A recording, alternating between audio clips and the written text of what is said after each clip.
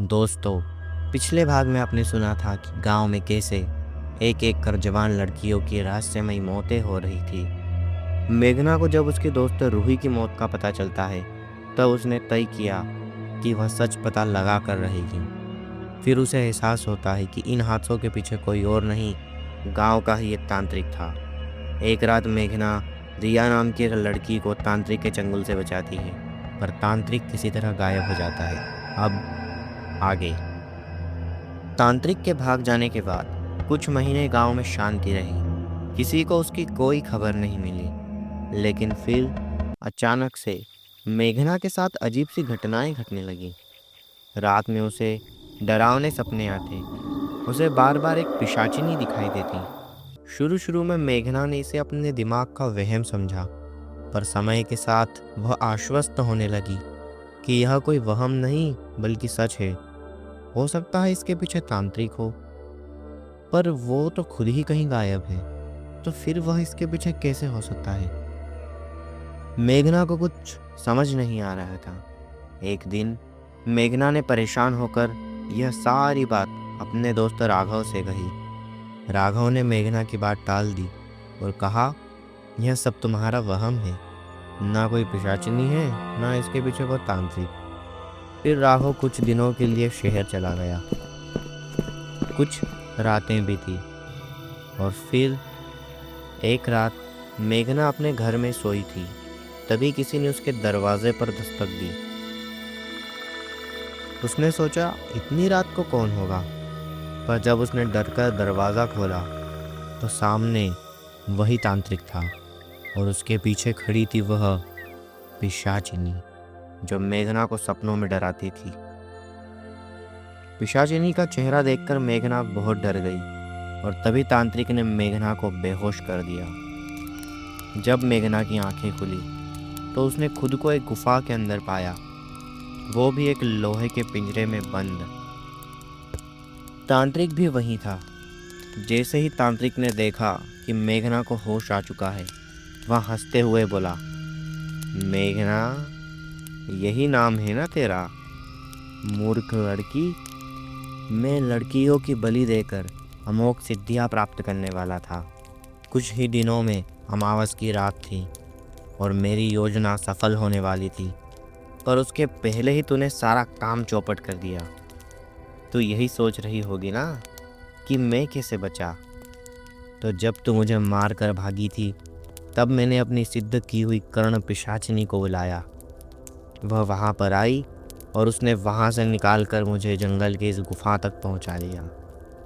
जब मेरा घाव ठीक हुआ और मैं होश में आया, तब मैंने ठान लिया कि मैं तुझसे और पूरे गांव वालों से बदला लेकर रहूँगा। तुझे बड़ा शौक है ना सारे गांव वालों को बचाने का, तो अब तू देख, कल अमावस की रात है और मैं सारे गांव वालों को अग्नि कुंड में बलि दे दूंगा, वो भी तेरी आंखों के सामने। तुझे मैं इसलिए ही पहले लेकर आया हूँ कि तू अपनी आंखों से सभी को जलता हुए देखे। मेघना पिंजरे में बंद थी। गांव वालों को बचाने के लिए उसके हाथ में कुछ भी नहीं था। अमावस्या की रात आई। आधी रात के करीब तांत्रिक ने अपनी वशीकरण की शक्ति से पूरे गांव वालों को अग्निकुंड की ओर बुलाया। लोग अचेत रूप से एक एक कर अग्निकुंड की ओर बढ़ने लगे।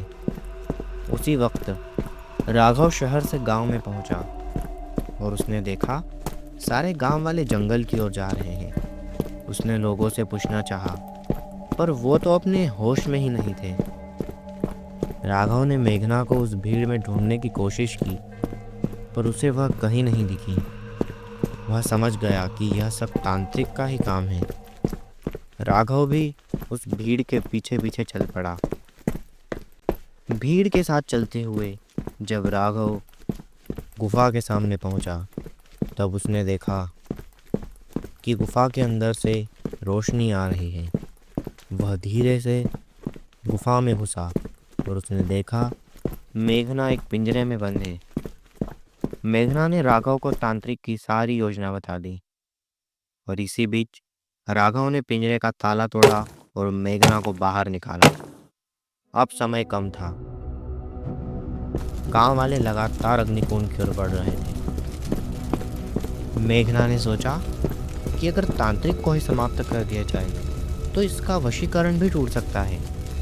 उसने अपने भीतर का साहस जमा किया और जब तांत्रिक का ध्यान दूसरी ओर था, मेघना ने एक छलांग लगाकर तांत्रिक को अग्निकुंड में धक्का दे दिया। तांत्रिक आग में गिरकर जल गया। उसकी चीखें जंगल में गूंजने लगी और फिर खामोशी छा गई। तांत्रिक की मौत के साथ ही उसका वशीकरण भी टूट गया। गांव वाले होश में आकर सोचने लगे, आखिर वे सब यहाँ कैसे आए। मेघना और राघव ने मिलकर गांव वालों को सारी बात समझाई। गांव वालों ने मेघना को खूब शाबाशी दी और इस तरह अंत हुआ तांत्रिक का। तो दोस्तों ज़रूर बताइएगा आपको यह कहानी कैसी लगी, और ऐसी अन्य हॉरर कहानियों के लिए कहानी वालों को सब्सक्राइब करना ना भूलें। धन्यवाद।